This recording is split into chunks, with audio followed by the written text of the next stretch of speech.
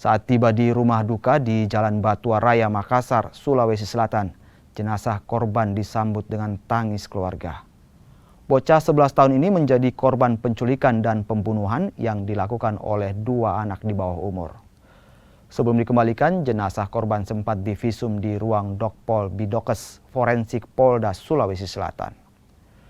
Setelah diterima keluarga, jenazah korban dimakamkan di Pemakaman Umum Paropo. Keluarga berharap agar pelaku dihukum setimpal. Kalau saya istilahnya bisa juga secara mata lah dilihat ini penyiksaannya ini si pelaku mengambil dari posisi istilah tidak bisa terjadi apa yang terjadi sampai disembunyikan lagi berapa hari hidup apa tidak sampai mati baru bisa diketahui bilang ternyata dia juga pelaku. Setidak-tidaknya Pak, kita ya berpikir sebagai saya sebagai bapak untuk dilihat secara kasat mata, balaslah dengan istilahnya ya yang setimpal lah, ya, mau saya begitu lepas nyawa ya, juga dilepaskan juga dia.